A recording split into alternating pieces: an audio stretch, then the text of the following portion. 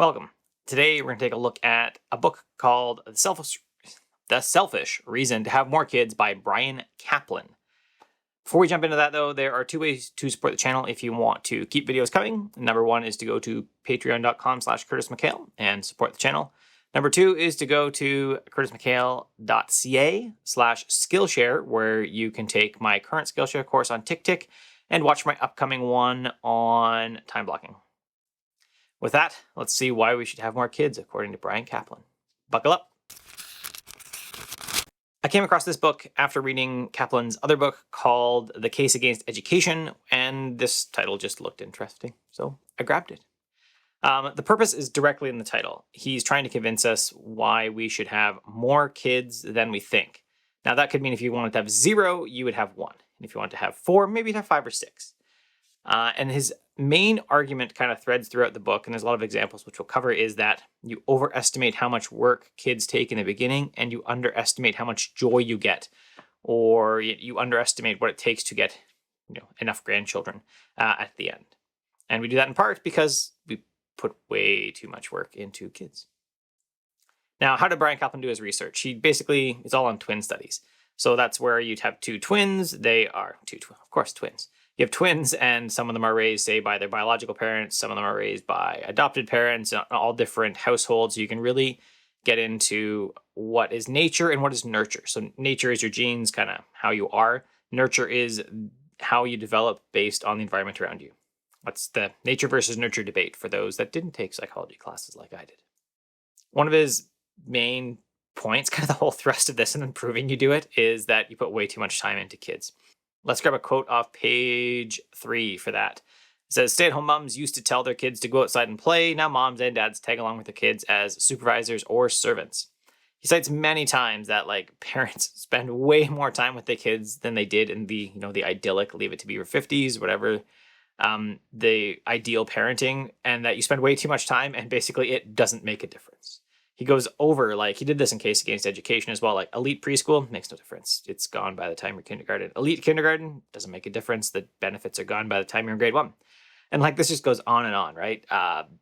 What you can do with nurture, in the beginning really is affect your kids short term. And that's it. You don't really change their adult outcomes on anything at all. Really on anything. With one exception, which we'll come to. Two exceptions, which we'll come to. Now, how do we get to this thought that we have to follow our children everywhere? One is because in Free Range Kids, I talked about unwatched child being a tragedy, and we've just fallen into that, where an unwatched child, an unplayed with child is a tragedy waiting to happen. But kids have never been safer. In the last 200 years, this is the safest time to be a kid, no matter what. That's just it. They're safe. Abductions never happened, really. And they happen, but what it doesn't say is that, hey, one kid got hurt and billions of children played safely. What they do is they tell you about what I always call the zebratic example, because, at least in North America, you're walking around and you see a 4-legged thing that's about the size of a horse, and you look and it's a horse, 99.999% of the time. But every once in a while, I look over and say, oh, that's a zebra. And a zebratic example is what the news is all about. Hey, here's all the zebras. Here's every zebra in the world. We're going to show them all to you all the time, so you think that's what's normal. So TV shows do too. They just keep showing you the zebras all the time. Another big part of this is that we police each other as parents. So it's basically signaling virtue that we're good parents, and people see kids unwatched and start saying, hey, they're not virtue signaling enough for me, and I need to go complain about this because this kid must be imminently ready to die. And that's not true. We saw that in iJack. We saw that in kids these days. We saw that in The Death of Expertise. There's multiple books that have talked about this core idea. So finally, or not finally, but next, what turns a kid into a good adult? Your genes. That's it. There's not. That's it. He shows over and over and over how if you like to read, they're going to like to read because it's in their genes. It's not because you read to them every night. Now, what they will remember, though, for nurture is that they'll remember it fondly that you did read to them, that you did these things, but it actually has no bearing on the outcome of their life. They'll just be happy about it. That's about it. Now, there are some deviations, some places where nurture really does do a good thing, and that is specifically with girls and delaying sexual starting their sexual lives.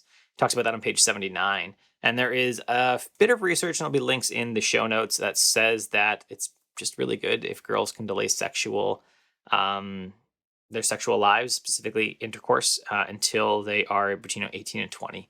They'll, they can't get pregnant if they're not having sex. They can't get STIs. There's a whole bunch of other things that are just good for long term with girls. So you can't affect that. That's one thing to really hammer on nurture.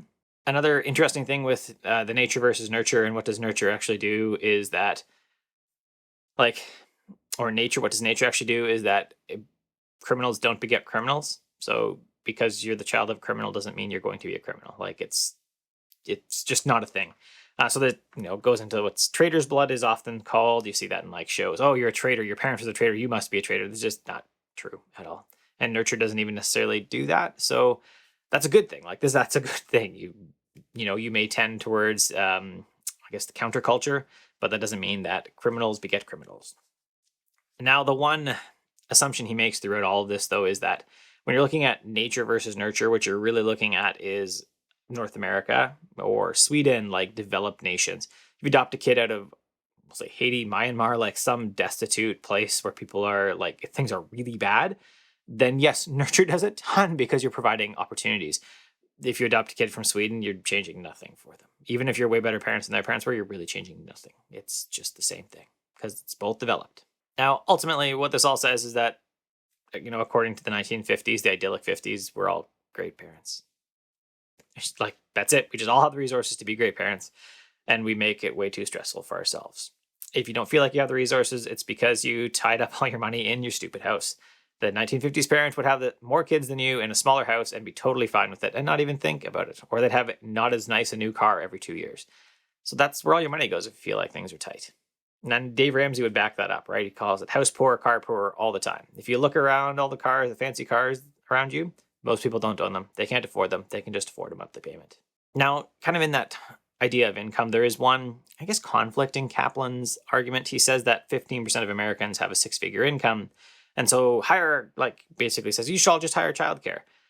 But he also says that, house poor, car poor. And that also leaves the vast amount of Americans that can't afford childcare. So what are they supposed to do, Mr. Caplan? You don't offer any real advice for that. You just say, hey, hire childcare. Oh, but most people can't afford it because they just tied it all up in their monstrous houses instead. It doesn't really come to a good resolution on that. He also talks about you spend all your money on taking your kids to soccer and all these other extracurricular activities that actually have no bearing whatsoever on their final life outcomes. That's it. Finally, should you read The Selfish Reason to Have More Kids by Bryan Caplan? Start with a quote. If you imagine that your children's future is in your hands and single-mindedly do whatever is best for your kids, then one child is more than enough to ruin your life. But once you accept that your children's future is largely up to them and remember that your happiness counts too, an unplanned set of twins is no big deal. I found his basic argument right on point. We worry way too much when we should just tell our kids to go play. That's it. Just go play. Go, you'll be fine. Don't bother me. I'm just fine. You're just fine. You can go play outside and it'll be okay. If you're really working up to that, then they talk about just immersing yourself slowly into it. So that would be, say, sending your 10-year-old across the street to the park and following up 5 minutes later. And just stuff like that, stepping out, right? Letting them do some things and letting them be responsible. I always find it ironic that we wonder why, 20-somethings are not being good adults, but then we plan every moment of their life up to the time they're 18, 19, and then say, okay, now go be an adult. And it's this massive switch, right? I was kind of doing my own thing by the time I was 15. I bought my own car at 16. I moved out at 18. There was a graduation of kind of separating from my parents, not suddenly hey, you're on your own. What do you mean you got to come back? They're just living that, what was late teenage for me, and I'm 40 now. I was born in 1980. What was my late teenage years? They're living in their 20s through 30, all their 20s, a decade. Yeah, so you need to start letting your kids go out. If you just want some argument, want some discussion around why, in part why you should let your kids go do what they want, this is a good book. Free Range Kids kind of aligns with it, as does Death of Expertise as well, in the news aspect of it, how news sensationalizes everything. And iGen as well, where kids they're safer because they don't take any risks, because they think that any little thing is just going to blow up in their face and ruin their entire life, which is not true, but still. So yeah, I like the book. I think you should read it. I think it was definitely worth my time. If you liked the video, go below, thumbs up. If you loved it, then you hit subscribe and the bell, then YouTube lets you know what happens. And if you really want to keep the videos coming on the channel, you can go to patreon.com/CurtisMcHale and support the channel. or you can go to curtismchale.ca/Skillshare, where you can take my Skillshare course on my Task Manager tick and watch my upcoming Skillshare course on time blocking. Have an excellent day.